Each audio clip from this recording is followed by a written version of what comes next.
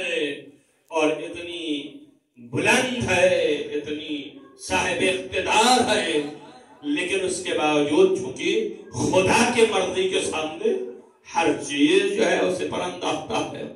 ایسا ظلم، یہ تاریخیں گنگ ہیں لکھنے پر، لیکن یہ سارے ظلم کے بعد اسی بن زیاد نے جب کہا کہ دیکھا تمہارے ساتھ خدا نے کیا کیا، تو پلٹ کے کہا ما رأیت الا جمیلا، سوائے اچھائی کے کوئی چیز دیکھی ہی نہیں ہم نے.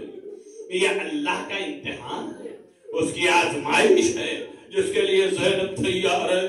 عزیزو پورے تاریخ میں نے مقاتل میں ڈھونڈا، کہیں حضرت زینب پیچھے ہٹتے نظر نہیں آئی.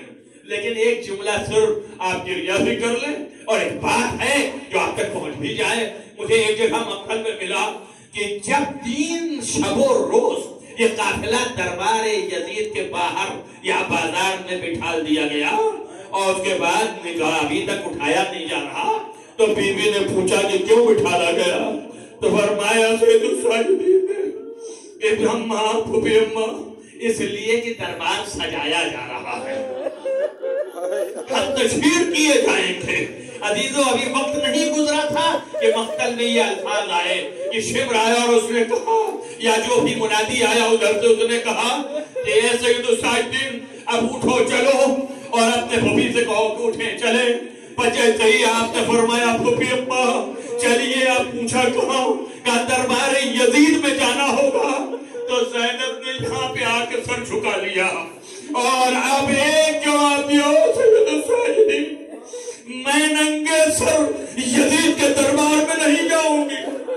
عزیزو جیسے ہی یہ کہا سید الساجدین گھبرا گئے، آج جوڑ کے فرمایا پھوپھی اماں جانے نہ جانے کا فیصلہ بعد میں کیجئے گا، لیکن ذرا سر تو اٹھائیے.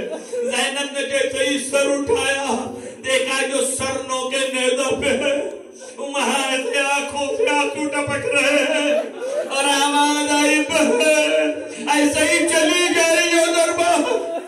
عزیزو زینب کھڑی ہو گئی اور اب گئی تو ایسے کہ قدم کہیں پڑ رہے تھے، مگر زینب کا تصور حسین کی مظلومی، دین کی مظلومی، اس دین کے تحفظ کے لیے زینب دربار میں گئی. اس کے بعد جو پیش آیا وہ میں نے فضائل میں بیان کر دیا آپ کو. یہ سارے مسائل برداشت کیے بی بی زینب نے.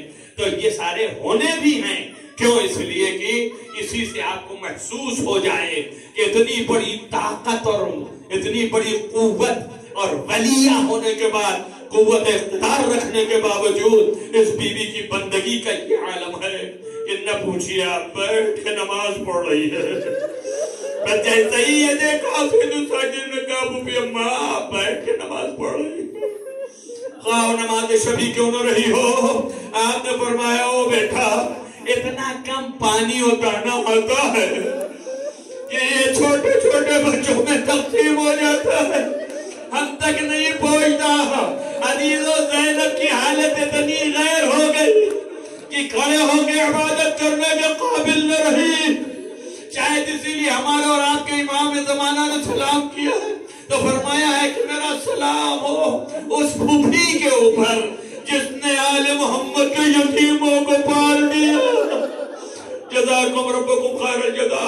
عزیزہ یہ مصائب اور یہ مصیبت جس کے لیے روایات میں ہے کہ بی بی جب لوٹ مدینہ آئی تھی تو جو ماں ہے حضرت عباس علمبردار کی کہ حضرت زینب کی بھی ماں ہوتی ہے، انہوں نے بی بی کو پہچانا نہیں، اس لیے کہ جب رسول کے قبر سے آپ جا رہی ہیں جنت البقیع کی طرف تو ایک مرتبہ محلے بنی ہاشم میں کھڑی بی بی حضرت ام البنین نے غور سے دیکھا کہ کوئی بی بی ہے کہ جس کی کمر خمیدہ ہے لیکن جا رہی ہے.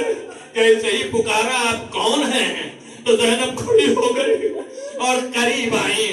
ایسے ہی جب قریب آئیں تو کہا آپ نے نہیں پہچانا میں زینب ہوں. کہا گیا ہے میری شہزادی مجھے معاف کیجئے گا. یہ آپ کا کیا حال ہے؟ سر کے بال سفید اور ہاتھ کی کمر خمیدہ.